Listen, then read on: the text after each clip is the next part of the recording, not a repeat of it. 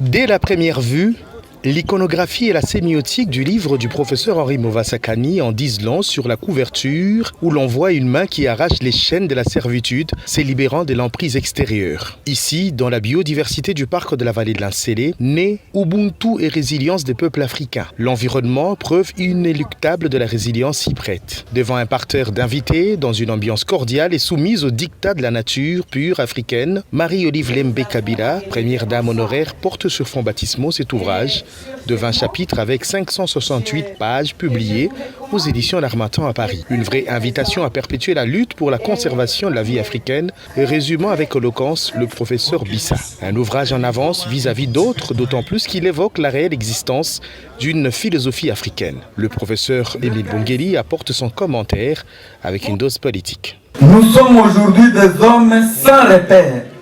Nous sommes aujourd'hui des hommes qui ne connaissons pas nos valeurs, qui cherchons à emprunter les valeurs des autres que nous ne réussissons d'ailleurs pas. Voilà pourquoi on dit que notre gouvernance, Michel venait de le dire ici, n'est-ce pas, est dépourvue de l'Ubuntu. Je voudrais vous montrer un cas pratique de ce livre. Et là, je serai, n'est-ce pas, assez bref. Un cas pratique. On a bien dit que le livre n'a pas de conclusion. Pourquoi? Parce qu'il y a plusieurs conclusions que chacun de nous doit tirer dans son domaine. Et je vous donne un exemple. Le cas du tribalisme qui est en train de tuer aujourd'hui le pays, de tuer la conscience nationale. Nos ancêtres vivaient dans des communautés, n'est-ce pas? Il y avait des Bamboles comme moi, il y avait des Bakusu, il y avait des Baboa, etc., etc. Ces tribus cohabitaient sur des territoires, n'est-ce pas? Ils étaient des voisins. Il se faisait souvent de petites guerres, mais jamais il ne se faisait de guerres d'extermination comme on l'a connu en Europe. Ce n'est pas un hasard que ce vernissage se tienne un 17 janvier, jour mémorable pour Patrice Emery Lumumba, un jour après celui dédié aux soldats du peuple Laurent Désiré Kabila. Le lieu est un indicateur probant pour la pratique de l'Ubuntu. Marie-Olive Lembe dit toute sa bénédiction. Nous avons intérêt de revenir sur notre culture, mais avec une petite recommandation de pouvoir nous adapter à la réalité de notre situation, de nos différentes réalités par rapport à ce que nous faisons face sur les problèmes de notre société et les défis que nous avons à relever ensemble.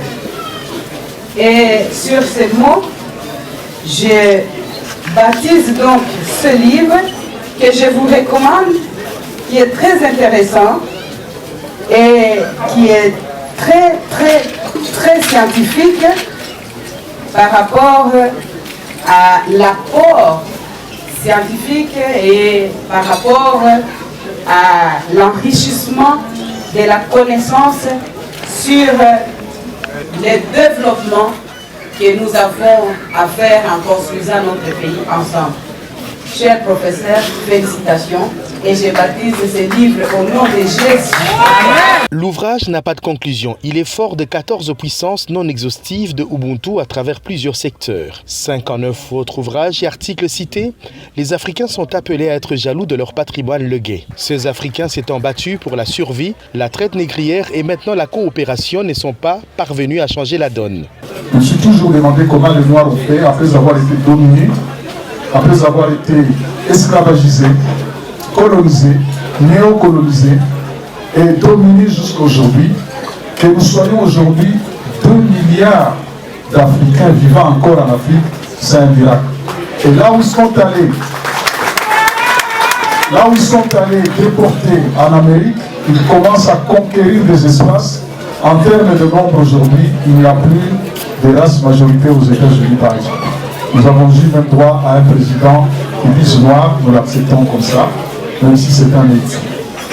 Mais voilà que de plus en plus, on a la vice-présidente américaine, et on a connu d'autres grandes valeurs, comme Martin Luther King, comme Frantz Fanon, comme Malcolm X, comme d'autres, mais on en a connu ici en Afrique aussi. Et Cette résilience n'a été possible que parce que les valeurs d'Ubuntu étaient partagées par les Africains de part et d'autre de l'Atlantique. Et ça, parce que ça nous a sauvés de la disparition certaine, ça devait être rappelé aux générations présentes et à venir qu'il faut continuer à utiliser Ubuntu pour faire de la résilience et demain aller à la conquête du monde. Nous en sommes capables parce que nous avons résisté à la mort physique, nous résisterons à la mort culturelle et nous pourrions, au rendez-vous du donner de recevoir, apporter les valeurs d'Ubuntu dans le monde. Ce livre est une sorte d'antre de souvenirs et mémoire de beaucoup d'africanistes de Renan. Œuvre ode à la vaillance des esclaves qui ont démontré la pugnacité de vivre et qui prend le pas sur la force de la mort.